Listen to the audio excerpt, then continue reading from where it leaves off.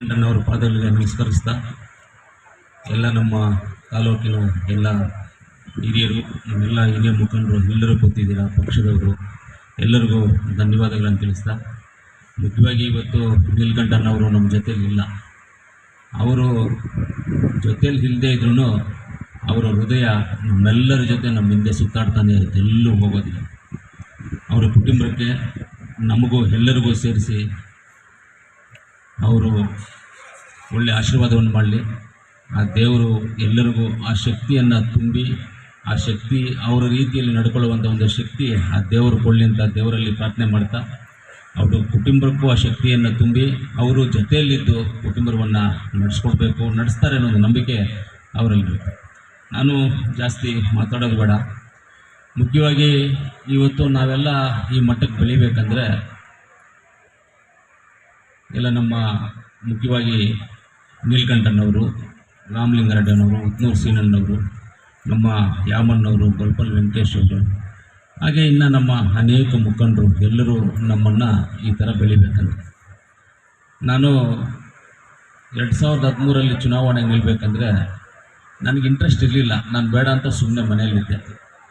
ಆವತ್ತು ನೀಲಕಂಠನ ರಾಮಲಿಂಗಾರೆಡ್ಡಿನ ಹೇಳಿ, ಬಾ ಒಟ್ಟು ತಿಪ್ಪಲ್ ಸಾವಾಸ ಎರಡು ಪದ್ಧತಿ ಎಲ್ಲದು ಒಟ್ಟು ಎರಡು ಪಡ್ಕೊರಾಡಪ್ಪ ಪಯ್ಯ ಅಂತೇಳಿ ಕೆಲವೊಂದು ಕಳಿಸಿ ನಮ್ಮ ಮನೆ ಹತ್ರ ಬೆಳಗ್ಗೆ 6 ಗಂಟೆಗೆ 5 ಗಂಟೆಗೆ ಬಂದು ನಮ್ಮ ಮನೆ ಹತ್ರ ಕುತ್ಕೊಂಡು ನಾನು ಆಚೆ ಬಂದಾಗ ಟಕಾರ ಅಂತ ನನ್ನನ್ನು ಹಿಡ್ಕೊಂಡು ಬಂದಿದ್ದೆ ಅವತ್ತು. ಅಂದರೆ ಅವ್ರಿಗೇನು ಇಂಟ್ರೆಸ್ಟ್ ಇತ್ತು ಅಂದರೆ, ಕೊತ್ತೂರು ಮಂಜುನ ಇಲ್ಲಿ MLA ಮಾಡಿ ನಾವೇನೋ ಮಾಡಬೇಕು ಅನ್ನೋದು ಇಂಟ್ರೆಸ್ಟ್ ಎಲ್ಲ ಇರಲಿಲ್ಲ. ಏನೋ ಈ ಹುಡುಗ ಒಂದು ಸ್ವಲ್ಪ ಏನೋ ಒಳ್ಳೆ ಕೆಲಸಗಳು ಮಾಡ್ಕೊಂಡು ಹೋಗ್ತಾ ಇದ್ದೆ, ಈತನ ಇಟ್ಕೊಂಡು ನಾವೇನಾದರೂ MLA ಮಾಡಿಕೊಂಡ್ರೆ ಜನಕ್ಕೇನಾದರೂ ಉಪಯೋಗ ಆಗುತ್ತೆ ಅನ್ನೋ ಒಂದು ಭಾವನೆ ಅವರಲ್ಲಿತ್ತು. ಆ ಒಂದು ಉದ್ದೇಶದಿಂದ ನಮ್ಮನ್ನೆಲ್ಲ ಬೆಳೆಸ್ಕೊಂಡು ಬಂದರು. ಅದೇ ರೀತಿಯಲ್ಲಿ ನಾವು ಅವ್ರ ಜೊತೆ ನಿಯತ್ತಾಗಿ ನ್ಯಾಯ ನೀತಿ ಧರ್ಮದಿಂದ ಪಾಲನೆ ಮಾಡಿಕೊಂಡು ನಾವು ಬರ್ತಾಯಿದ್ವಿ. ನಾನು ಯಾರೇ ಹೇಳಿದ್ರು ನಾನು ಎಲ್ಲವನ್ನೂ ಕೇಳ್ತೀನಿ, ತೀರ್ಮಾನ ಅಂತೂ ನಾನು ತೊಗೊಳ್ಳೋದಿಲ್ಲ. ಆದರೆ ನೀಲಕಂಠನ ಹೇಳೋದು ಅವ್ರ ಮನೆಯಲ್ಲಿ ಗೊತ್ತು, ನನಗೂ ಅವ್ರಿಗೆ ಯಾವ ರೀತಿಯಲ್ಲಿ ಒಡನಾಟ ಇತ್ತು ಅನ್ನೋದು ಅವ್ರಿಗೆ ಗೊತ್ತಿತ್ತು. ಅವರು ಯಾವುದೇ ಹೇಳಿದ್ರು ನಾವಿಬ್ಬರು ತುಂಬ ಡಿಸ್ಕಷನ್ ಮಾಡ್ತಾಯಿದ್ವಿ. ಎಷ್ಟೋ ಸಲ ನಾವಿಬ್ಬರು ಏನು ಮಾಡ್ತೀವಿ ಅಂದರೆ, ಕಾರಲ್ಲಿ ಕುತ್ಕೊಳ್ತೀವಿ, ಇಬ್ಬರು ಹಿಂದ್ಗಡೆ ಕಾರಲ್ಲಿ ಕುತ್ಕೊಳ್ಳೋದು. ಆದರೆ ನಾವೇನಾದರೂ ಪರ್ಸನಲ್ ಮಾತಾಡಬೇಕಂದ್ರೆ ಬೇರೆ ಯಾರೂ ಇರಬಾರ್ದು ಅಂತೇಳಿ ನಾವಿಬ್ಬರು ಕುತ್ಕೊಂಡು ನನ್ನ ಡ್ರೈವರ್ ಮಾತ್ರ ಕಾರ್ ಓಡಿಸ್ಬೇಕು. ನಮ್ಮ ಹೊಡಿತಾ ಇದ್ವಿ ಸುಮ್ಮನೆ. ಇಲ್ಲಿ ಬೆಂಗಳೂರಲ್ಲಿ ಹತ್ತಿದ್ರೆ ಹೊಸೂರಿಗೆ ಹೋಗಿ ಕೃಷ್ಣಗಿರಿಗೆ ಹೋಗಿ, ಕೃಷ್ಣಗಿರಿಯಿಂದ ವೇಲೂರಿಗೆ ಬಂದು ವೇಲೂರಲ್ಲಿ ಊಟ ಮಾಡ್ಕೊಂಡು, ವೇಲೂರಿಂದ ಹಿಂಗೆ ಈ ಕಡೆಯಿಂದ ಚಿತ್ತೂರು ಮೇಲೆ ಹಿಂಗೆ ಬರೋದು ವಾಪಸ್. ನಾವು 4-5 ಅವರವರು ಕಾರಲ್ಲೇ ಕೂತ್ಕೊಂಡು ಮಾತಾಡ್ಕೊಂಡು ಹೋಗೋದು ಬರೋದು. ಈ ರೀತಿಯಲ್ಲಿ ಅಷ್ಟೊಂದು ಒಡನಾಟ ಇತ್ತು. ಎಲ್ಲ ಕಷ್ಟ ಸುಖ ಎಲ್ಲವನ್ನೂ ನಾವು ಹಂಚ್ಕೊಳ್ತಾ ಇದ್ವಿ, ಮಾತಾಡ್ಕೊಳ್ತಾ ಇದ್ವಿ. ರಾಜಕೀಯದಲ್ಲಿ ಒಂದು ರಾಜಕಾರಣಿಯಾಗಿ ನೋಡ್ತಾ ಇದ್ದೆ, ಜೊತೆಯಲ್ಲಿ ಕೂತ್ಕೊಂಡಾಗ ಒಂದು ತಂದೆ ಸಮಾನರಾಗಿ ನೋಡ್ತಾ ಇದ್ದೆ. ಅವ್ರ ಮನೆಯಲ್ಲಿ ಕೂತ್ಕೊಂಡಾಗ ಅವ್ರ ಮಕ್ಕಳು ಏನು, ಅವರು ತಮ್ಮನ ಮಕ್ಕಳು ಅವ್ರ ಮಕ್ಕಳಿದ್ದಾರೆ, ಅವ್ರ ರೀತಿಯಲ್ಲಿ ಅವ್ರ ಜೊತೆಯಲ್ಲಿ ನಾನು ಜೋಕುಗಳು ಮಾಡ್ಕೊಂಡು ಅವ್ರ ಜೊತೆ ತುಂಬ ಯಾವತ್ತೂ ಸಮಾಧಾನ ಹೋಗ್ತಾಯಿದ್ವಿ. ಊಟ ಮಾಡೋದ್ರಲ್ಲಾಗಲಿ ಎಲ್ಲಾದರೂ ಇದರಲ್ಲಿ ಎಲ್ಲ ಒಂದೇ ರೀತಿಯಲ್ಲಿ ಹೋಗ್ತಾಯಿದ್ವಿ ನಾವು ಯಾವತ್ತೂ. ಏನೇ ಇದ್ರೂ ನನಗೆ ತುಂಬ ಅಡ್ವೈಸ್ ಮಾಡೋರು, ಇದು ಮಾಡಬೇಕು, ಇದು ಮಾಡಬಾರ್ದು, ಹಿಂಗಿರಬೇಕು, ಹಿಂಗೆ ಹೋಗಬೇಕು ಅಂತ ನನಗೆ ತುಂಬ ಅಡ್ವೈಸ್ ಮಾಡೋರು. ಅವ್ರ ಅಡ್ವೈಸನ್ನು ನಾನು ಕಂಪಲ್ಸರಿಯಾಗಿ ತೊಗೊಳ್ತಾ ಇದ್ದೆ. ಆಮೇಲೆ ಕೆಲವೊಂದು ವಿಚಾರದಲ್ಲಿ ನನ್ನನ್ನು ಬೈತಾ ಇದ್ರು. ಅವರು ಬೈತಾ ಇದ್ದಾಗ ಹಿಂಗೆ ಮಾಡಬಾರ್ದು, ಇದು ತಪ್ಪು, ಹಿಂಗೆ ಆಗಬಾರ್ದು, ಹಿಂಗೆ ಆಗಬಾರ್ದು ಅಂತ ನಾನು ಅದನ್ನು ತೊಗೊಳ್ತಾ ಇದ್ದೆ. ಅವ್ರು ಬೈತಾ ಇರುವಾಗ ಓಕೆ ಒಳ್ಳೇದೇ ಬಿಡು ನಾನು ಅಂತೇಳಿ ನನಗೆ ಹಿಂಗೆ ಹೇಳೋರು. ನನ್ನ ತಮ್ಮಂದಿರು ನನಗೆ 4 ಜನ ಇದ್ದರು, ಒಬ್ಬ ಇಲ್ಲ, ಇವಾಗ 3 ಜನ ತಮ್ಮ. ಆದಿನಾರಾಯಣವರ ನೇತೃತ್ವದಲ್ಲಿ ನಮ್ಮ ಕೋಲಾರ ಶಾಸ್ತ್ರದ ಮಂಡಳಿ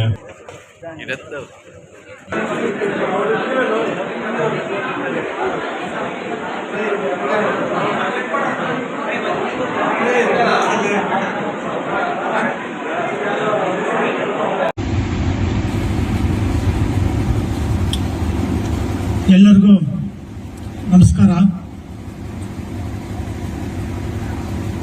ಈ ವೇದಿಕೆ ಮೇಲೆ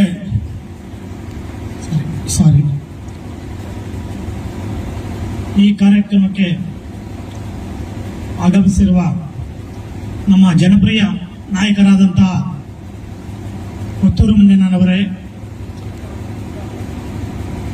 ವೇದಿಕೆ ಮುಂಭಾಗದಲ್ಲಿರುವಂತಹ ಎಲ್ಲ ನಮ್ಮ ಕಾಂಗ್ರೆಸ್ ಪಕ್ಷದ ಕುಟುಂಬದವರೇ, ನಾನು ಎಲ್ಲ ಮೀಟಿಂಗ್ಗಳಲ್ಲಿ ಹೇಳ್ತಿದ್ದೆ, ನಮ್ಮ ತಂದೆಗೆ ಸಮನಾದಂತ ನೀಲಕಂಠನವರು ಅಂತ. ಈಗ ನಮ್ಮ ತಂದೆಗೆ ಸಮನಾದಂತ ನೀಲಕಂಠಗೌಡರವರು ದಿನಾಂಕ 10/3/25 ಸೋಮವಾರ 11:45 ನಿಧನರಾಗಿದ್ದು, ಅವರಿಗೆ ಭಾವಪೂರ್ವ ಶ್ರದ್ಧಾಂಜಲಿ ಸಭೆ ಮಾಡಲು ಈ ಸಭೆ ಕರೆದಿದ್ದೀವಿ. ಅವರಿಗೆ ಭಾವಪೂರ್ವ ವಿದಾಯಗಳನ್ನು ಹೇಳ್ತಾ ಇದ್ದೀವಿ. ಅವರು ಅಗಲಿಕೆಯು ಕಾಂಗ್ರೆಸ್ ಪಕ್ಷಕ್ಕೆ ಮತ್ತು ಅವರ ಕುಟುಂಬದಕ್ಕೆ ಮತ್ತು ಸ್ನೇಹಿತರಿಗೆ ತುಂಬಲಾರದ ನಷ್ಟವಾಗಿದೆ. ನೀಲಕಂಠನವರು ಮತ್ತೆ ಹುಟ್ಟಿ ಬರಲಿ ಎಂದು ಬಯಸುತ್ತಾ ಅವರ ಆತ್ಮಕ್ಕೆ ಚಿರಶಾಂತಿ ಕರುಣಿಸಲಿ ಎಂದು ಎಲ್ಲರ ಪರವಾಗಿ ಆ ಭಗವಂತನನ್ನು ಬೇಡ್ಕೊಳ್ತಾ ಇದ್ದೀನಿ.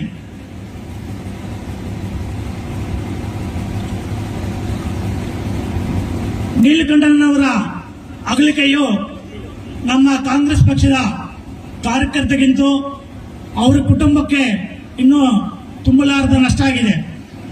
ಅವರ ದುಃಖವನ್ನು ಭರಿಸುವ ಶಕ್ತಿ ಕೊಳ್ಳಿ ಅಂತ ಹೇಳ್ಬಿಟ್ಟು ತಮ್ಮ ಎಲ್ಲರ ಪರವಾಗಿ ನಾನು ಆ ಭಗವಂತನಲ್ಲಿ ಬೇಡ್ಕೊಳ್ತಾ ಇದ್ದೀನಿ. ನಾವೆಲ್ಲರೂ ಅವರು ನೋಡ್ತಿದ್ವು, ಅವರು ಯಾವ ರೀತಿ ಇಲ್ಲಿ ಹೆಡ್ ಮಾಸ್ಟರ್ ತರ ಕೂತ್ಕೊಂಡು ಬೆಳಗ್ಗೆಯಿಂದ ಸಾಯಂಕಾಲವರೆಗೂ ಪಕ್ಷದ ಕಾರ್ಯಕ್ರಮಗಳನ್ನು ಯಾವ ತರ ನಡೆಸ್ತಾ ಇದ್ರು ಅಂತ ನಾವು ನೋಡಿದೀವಿ. ಈಗ ಅವರ ಕುಟುಂಬಕ್ಕೆ ಅವರ ತಮ್ಮನಾಗಿ, ಅವರ ಮಗನಾಗಿ ನಾವು ಎಲ್ಲ ಕಷ್ಟ ಸುಖಗಳಲ್ಲಿ ನನ್ನ ಜೊತೆಗೆ ನಮ್ಮ ಕತ್ತೂರು ಮಂಜಣ್ಣ ಅವರು ಕೂಡ ಎಲ್ಲ ಕಷ್ಟ ಸುಖಗಳಿಗೆ ಭಾಗಿಯಾಗ್ತೀನಿ ಅಂತ ಹೇಳಿದ್ದಾರೆ. ಅವರ ರೀತಿನೇ ನಾನು ಕೂಡ ಅವರ ಮನೆಗೆ ಎಲ್ಲಾ ರೀತಿಯ ಕಷ್ಟ ಸುಖಗಳಿಗೆ ಭಾಗಿಯಾಗಬೇಕು. ನಮ್ಮ ಕಾಂಗ್ರೆಸ್ ಪಕ್ಷದ ಎಲ್ಲಾ ಮುಖಂಡರು ಕೂಡ ಆ ಮನೆಯ ಪರವಾಗಿ ನಿಂತ್ಕೊಳ್ಬೇಕಂತ ಈ ಸಂದರ್ಭದಲ್ಲಿ ನಾನು ಹೇಳಲು ಬಯಸುತ್ತೇನೆ. ನನಗೆ ನೀಲಕಂಠನವರು ತುಂಬಾ ಜಾಸ್ತಿ ದಿನಗಳಿಂದ ಪರಿಚಯ ಇಲ್ಲ, ಅವಾಗ ಇವಾಗ ಪರಿಚಯ ಇತ್ತು. ನಮ್ಮ ಶಿವಣ್ಣರವರ ಕಡೆಯಿಂದ ನಮಗೆ ಈ ರಾಜಕೀಯವಾಗಿ ಪರಿಚಯ ಆಯಿತು. ಆವಾಗ ನನಗೆ ಅವರ ಬೆಳೆದ ಬಂದ ರೀತಿನ ನನಗೆ ಹೇಳ್ತಾ ಇದ್ರು, ನನಗೆ ಇಷ್ಟು ಕಷ್ಟಪಟ್ಟೆ, ಈ ತರ ಬೆಳೆದು ಬಂದಿದ್ದೀನಿ. ನಾವು ಕಾಂಗ್ರೆಸ್ ಪಕ್ಷಕ್ಕೆ ಇಲ್ಲ ಯಾರಿಗಾದ್ರೂ ವ್ಯಕ್ತಿಗೆ ನಿಷ್ಠೆಯಾಗಿರ್ಬೇಕಾದ್ರೆ ಮಾತ್ರ ಬೆಳೆಯಕ್ಕೆ ಆಗುತ್ತೆ ಹೊರತು ನಾವು ನಿಷ್ಠೆ ಇಲ್ಲ ಅಂತಂದ್ರೆ ಬೆಳೆಯಕ್ಕಾಗಲ್ಲ ಅಂತ ಹೇಳ್ತಿದ್ರು. ಅವರು ಮೊದಲ ಬೆಳೆದೇ ಬಂದ ದಾರಿ ಅಂದ್ರೆ VSSN ಬ್ಯಾಂಕಿಗೆ ಕಾರ್ಯದರ್ಶಿಯಾಗಿ ಸುಂದರಪಾಳ್ಯದಲ್ಲಿ ಕಾರ್ಯದರ್ಶಿಯಾಗಿ ಕೆಲಸ ಮಾಡ್ತೀವಿ ಅಂತ ಹೇಳ್ತಾರೆ.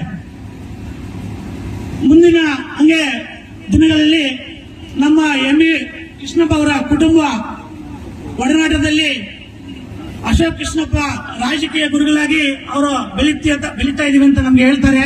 ಹಾಗೆ ಮಂಜಣ್ಣನವರ ಬೆಳೆದ ಬಂದ ವಿಷಯಗಳನ್ನು ಅವಾಗ ನನಗೆ ಹೇಳ್ತಾರೆ, ಈ ತರ ರಾಜಕೀಯ ಮಾಡಬೇಕು ಅಂತ.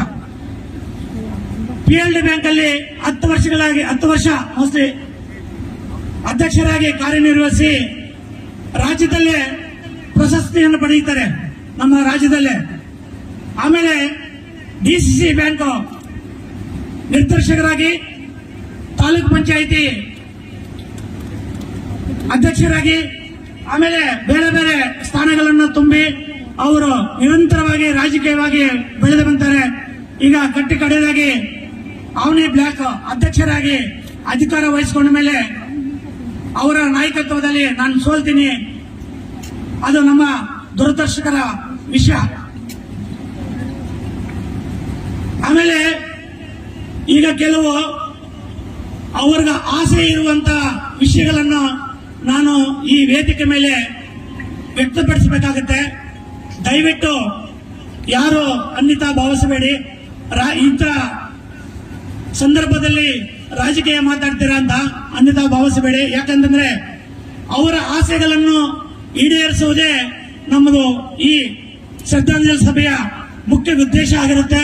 ಅದರಿಂದ ಅವರಿಗೆ ಇರುವ ಆಸೆಗಳನ್ನು ಈಡೇರಿಸಬೇಕಾದ್ರೆ ಈ ಕಾರ್ಯಕರ್ತರ ಜೊತೆಗೆ ಮುಖ್ಯವಾಗಿ ನಮ್ಮ ಕೊತ್ತೂರು ಮಂಜಣ್ಣನವರು ಇದನ್ನ ಕೆಲವು ಗಮನಿಸಬೇಕಾಗತ್ತೆ.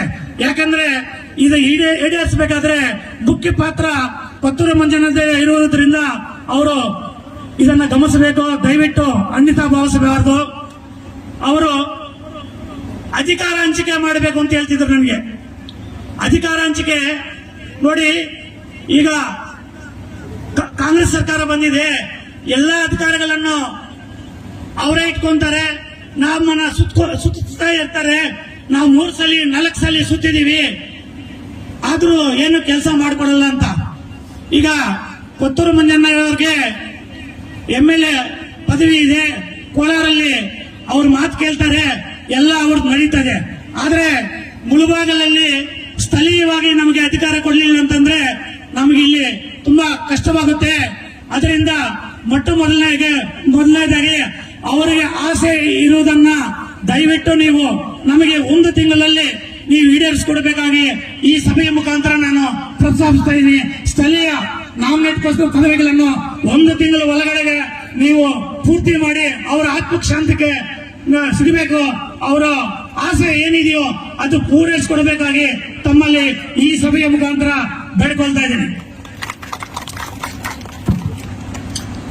ಎರಡನೇದು, ಅವರ ಅಧ್ಯಕ್ಷರಾದ ಮೇಲೆ 28 ಮುನ್ಸೂಚನೆ ಘಟಕಗಳಿದೆ.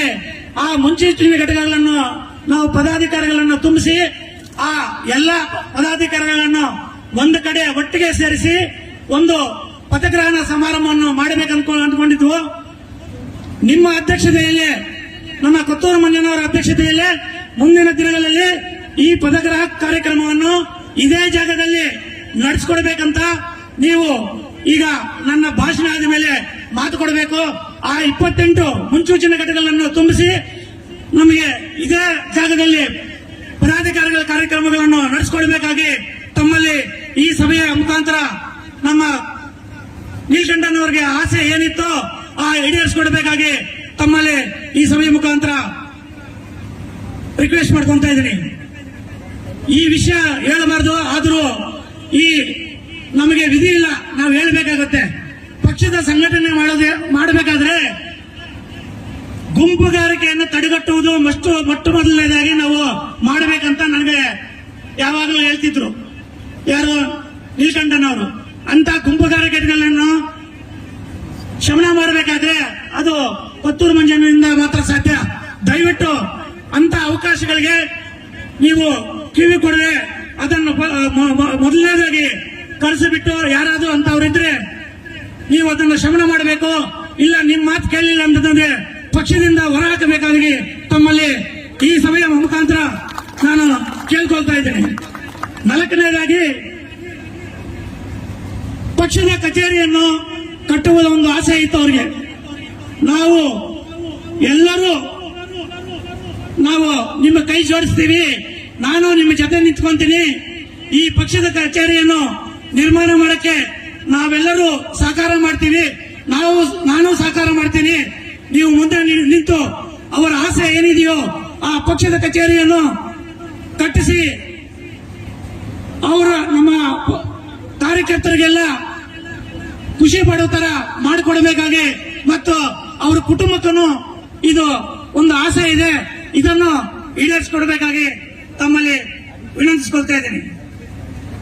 ಹಾಗೆಯೇ ನಮ್ಮ ನೀಲಕಂಠನವರು ರಾಜಕೀಯವಾಗಿ ಸಕ್ರಿಯವಾಗಿ ಯಾವ ತರ ಇದ್ರು, ಅವರ ಕುಟುಂಬದಿಂದ ಯಾರಾದರೂ ಒಬ್ಬ ಸದಸ್ಯರು ಮುಂದಿನ ದಿನಗಳಲ್ಲಿ ಪಕ್ಷದ ಎಲ್ಲ ಕಾರ್ಯಕ್ರಮಗಳಿಗೂ ಸಕ್ರಿಯವಾಗಿ ಪಾಲ್ಗೊಳ್ಕೊಳ್ಬೇಕಂತ ಈ ಸಭೆಯ ಮುಖಾಂತರ ನಾನು ಬೇಡಿಕೊಳ್ತಾ ಇದ್ದೀನಿ.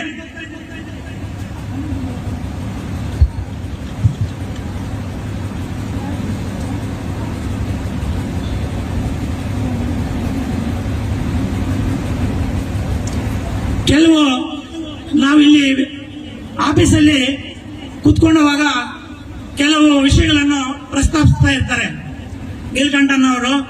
ಇದನ್ನು ದಯವಿಟ್ಟು ಅನ್ಯತಾ ಭಾವಿಸಬೇಡಿ. ಕೆಲವು ವಿಷಯಗಳೆಲ್ಲ ಗೊತ್ತಾಗ್ಲಿ ಅಂತ ನಾನು ಹೇಳ್ತಾ ಇರ್ತೀನಿ. ಈಗ ಯಾಕಂದ್ರೆ ಪಕ್ಷದ ಇಲ್ಲಿಂದ ಸಂಘಟನೆ ಮಾಡಬೇಕಾದ್ರೆ ನಮಗೆ ಕೊತ್ತೂರು ಮಂಜಣ್ಣನವರ ಬೆಂಬಲ ಜಾಸ್ತಿ ಬೇಕು. ಇಲ್ಲ ಅಂದ್ರೆ ಇಲ್ಲಿ ಪಕ್ಷದ ಸಂಘಟನೆ ಸ್ವಲ್ಪ ತೂತುಳಿಕೆಯವರು ಜಾಸ್ತಿ ಇದ್ದಾರೆ. ಆದ್ರಿಂದ ಈ ಪಕ್ಷದ ಸಂಘಟನೆ ಮೂಲ ಉದ್ದೇಶ ನೀಲಕಂಠನಾಗಿತ್ತು. ಅವರು ಯಾವ ತರ ಮಾಡ್ತಿದ್ರಂತ ನಿಮ್ಗೆಲ್ಲರಿಗೂ ಗೊತ್ತಿರೋ ವಿಷಯ ಇದೆ. ಮಂಜಣ್ಣ ಬಂದಾಗ ಸಡನ್ ಆಗಿ ಯಾರಾದರೂ ಬರ್ತಾರೆ, ಪಕ್ಷದ ಕಾರ್ಯಕ್ರಮಗಳಲ್ಲಿ ಭಾಗವಹಿಸಲ್ಲ. ಆವಾಗ ನಾನು ಯಾರೋ ಒಬ್ಬರು ಬಂದು ನಾವಿಬ್ರು ಮಾತಾಡ್ತಾ ಇರುವಾಗ, ನಾನು ನೀಲಕಂಠನ ಮಾತಾಡ್ತಾ ಇರುವಾಗ ಯಾರೋ ಒಬ್ಬರು ಬಂದು ಹೇಳ್ತಾರೆ, ಮಂಜಣ್ಣ ಬಂದ ತಕ್ಷಣ ಬಂದ್ಬಿಡ್ತಾರೆ, ಇವರು ಪಕ್ಷದ ಸಂಘಟನೆಗಳಲ್ಲಿ ಪಾಲ್ಗೊಳ್ಳೋದೇ ಇಲ್ಲ. ಆವಾಗ ನೀಲಕಂಠನ ಹೇಳ್ತಿದ್ರು, ಮಂಜಣ್ಣಗೆ ಮೃದು ಸ್ವಭಾವ, ಚಿಕ್ಕ ಮಕ್ಕಳ ತರ ಮನಸ್ಸು, ಅವರು ಏನೋ ಮನಸ್ಸಲ್ಲಿ ಇಟ್ಕೊಳ್ಳಲ್ಲ. ಆದ್ರೆ ಯಾರ್ಯಾರು ಏನೇನು ಮಾಡ್ತಾ ಇದ್ದಾರೆ ಅಂತ ಎಲ್ಲ ಅಬ್ಸರ್ವ್ ಮಾಡ್ತಾ ಇರ್ತಾರೆ.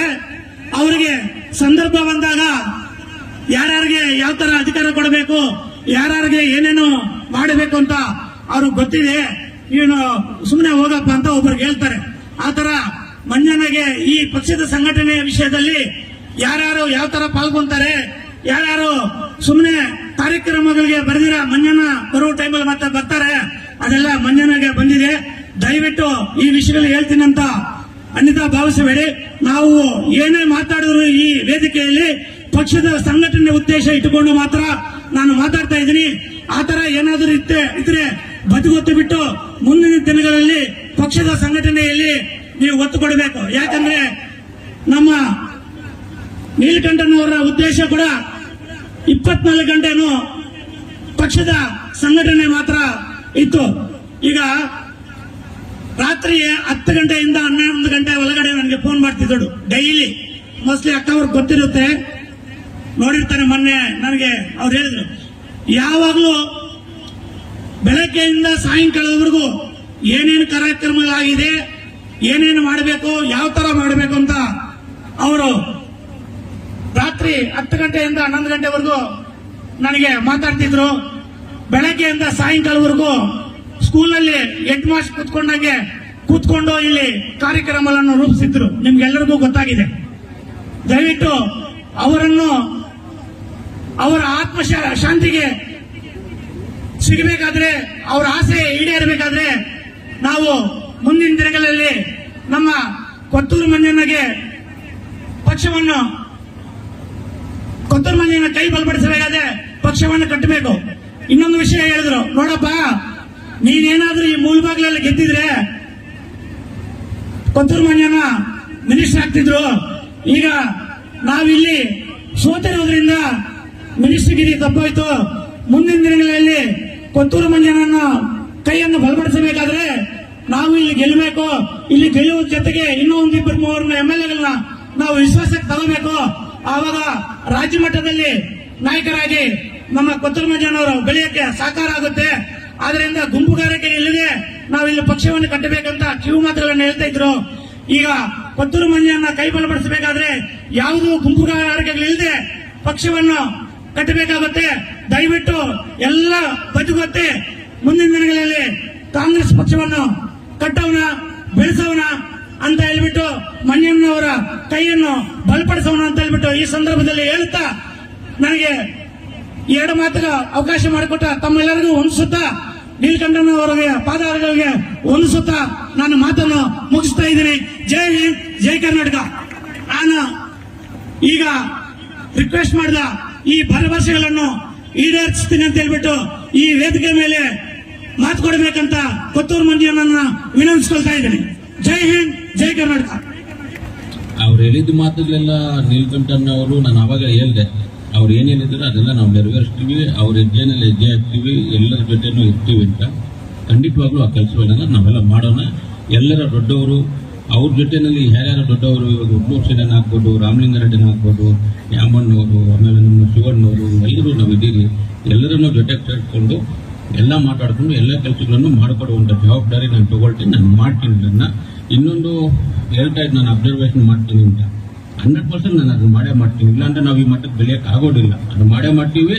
ಎಲ್ಲೆಲ್ಲಿ ಏನೇನು ಅನ್ನೋದು ಗೊತ್ತಿಲ್ಲದೆ ಏನು ಹಾಕ್ಬೇಕು ಹಾಕೋದು ನನಗೆ ಗೊತ್ತಿದೆ, ಅದು ಮಾಡ್ತೀನಿ.